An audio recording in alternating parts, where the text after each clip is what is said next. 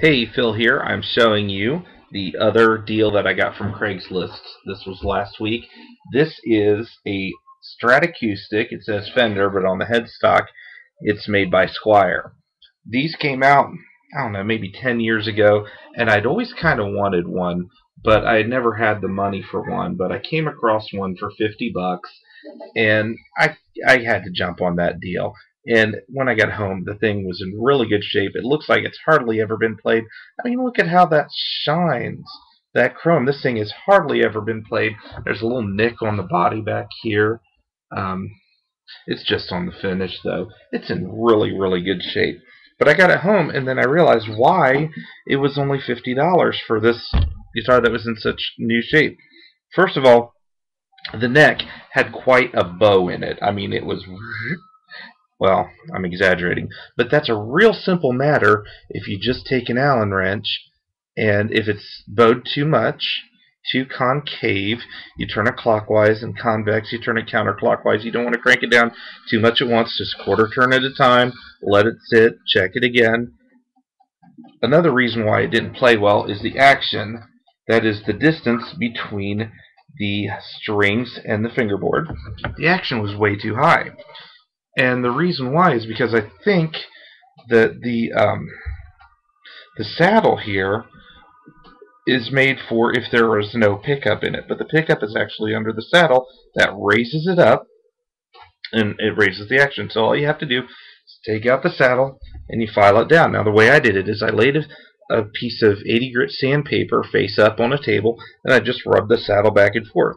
You have to be careful when you're doing that you make sure that it stays, straight up and down as you're doing it, because if you go at an angle, that could change the distance between where the string makes contact with the saddle and where it makes contact at the nut, and that can mess up your intonation.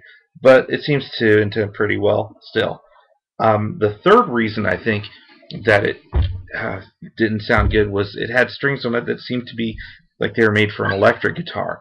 They just don't sound the same. They're made for electric. They're not made for acoustic. So I got a nice set of acoustic strings. Diodario's are my favorites. And it doesn't sound bad. It doesn't sound great, but you have to remember, it's a fiberglass guitar. See that?